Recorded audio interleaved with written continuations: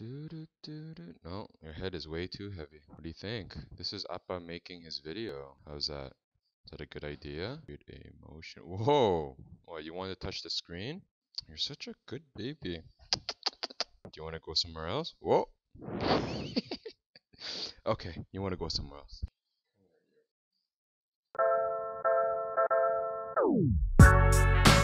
Hey everybody, recently I made a video about what would happen if class sizes were pushed from 32 to about 38 to 40. There was another change to education that seemed less of an issue, but it's actually more dangerous. The mandatory 4 e-learning courses during your high school career. In theory, it has great intentions. In reality, it's the beginning of the end. Let's go. Before we start, I need to convince you that if given a choice, human instincts will always get us to naturally choose the path of least resistance. If there are 2 lines in a grocery store, one was obviously longer than the other, or let's say we're driving, one lane is completely empty while the other lane has a traffic jam. Which lane would you choose? It works the same way for water pipes, blood vessels, air pressure. I need to argue that it's going to be the same way for anything that requires brain power. If you knew that there was an easy way and a hard way, but both ways will get you to the same destination, what would you choose? And this is e-learning. Currently, the school boards are trying to increase their online presence, just like universities. You can't blame them for that. It's the change in times. But what's scary is the potential for everything in public education to become e-learning. They're already working on it. You just don't know it because it's not in media. If you look online to Ontario's education website, you can find the courses that every student has enrolled in slotted into these course bins. The future is automation. Classes will be taught by online course packages, just like web courses you can buy from udemy.com, like learning how to write a book, or learning how to draw better, or setting up an effective business funnel. Why the push for e-learning? The intention is really good. Students who can't reach class for whatever reason can still earn credits and not fall behind. Like, let's say someone got really sick, they tore an ACL, they had surgery, they had chemo for cancer. It gives students opportunities to keep up and not fall behind in years. Isn't that awesome? But if it's available to one, in the name of equity, it has to be available to all. Students who don't need this accommodation will want it.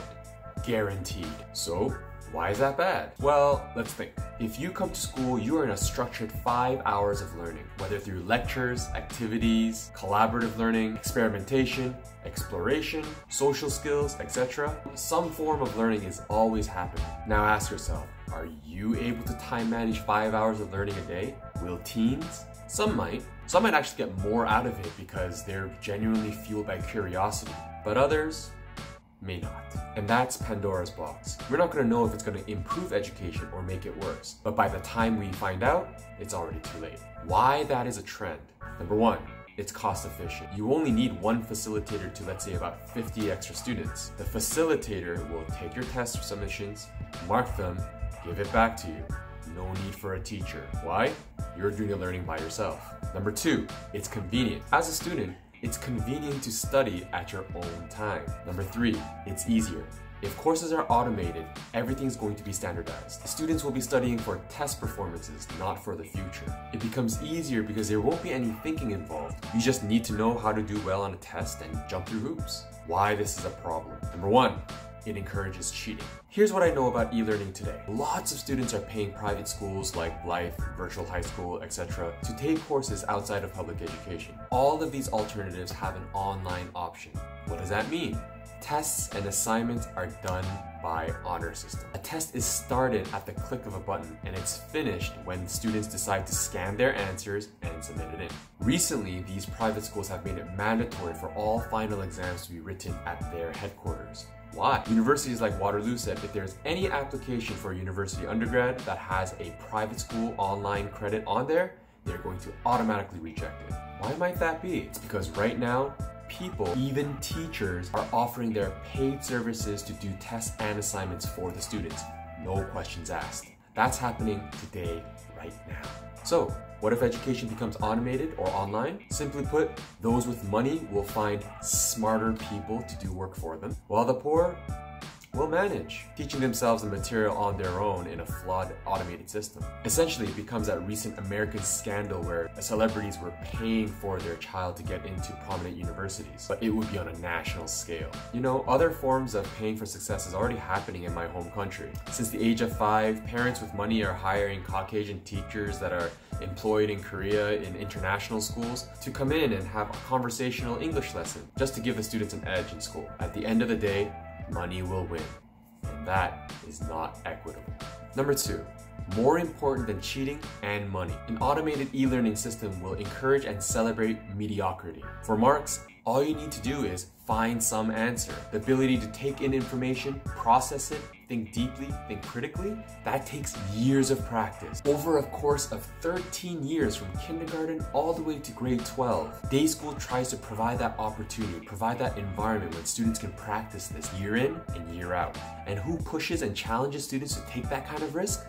Teachers. Going online removes every possible opportunity to think critically, think deeply. Those who have amazing, creative, and brilliant minds are simply not going to be valued because the online education system will celebrate mediocrity, with no room to recognize, encourage, and really challenge students to strive for that creative thinking and expression. We're already seeing the effects in university graduates of today. One engineering company stated that they would rather hire a creative arts graduate instead of hiring an engineer because graduates from engineering and science and the like all have doe eyes and are waiting for instructions instead of thinking of how to solve the problem for themselves. Okay, let's level with reality. We are on our way. We can slow it down, but we will not stop it. You know what? If your goal is to just get your foot into university, go do it all online because it's going to be easy. If you're not worried about what happens after you get into university, go private. But if your goal is to further explore, or you need to think for yourself one day instead of listening to orders, or you need to move forward with higher order thinking, or you want to pioneer something, or you're not one of those students who say, what are we going to use this for when we grow up? You're going to need to take your e-learning seriously, dig deeply, and do things without being pushed. Or do your learning through the day school route. This video probably sounds like a rant, but it is my genuine concern for the direction of education. I hope this video will open up some new discussions for you. We can start one now. Comment below with the pro and con if everything went online and automated like it was a course you can buy from udemy.com. Alright, thumbs if you liked it, if you loved it, subscribe and hit that bell for any new content like this. I've also started uploading some of my classroom lessons to battle the upcoming changes by the government to increase class sizes. I invite you to check that out. Take a look at some of my playlists and you'll see how my courses are divided up. For my own sanity, I also created a sub-channel. It's all for jokes, but we'll see how a community responds to a teacher playing video games. Go check that out in the channels I like, and like always, until next time,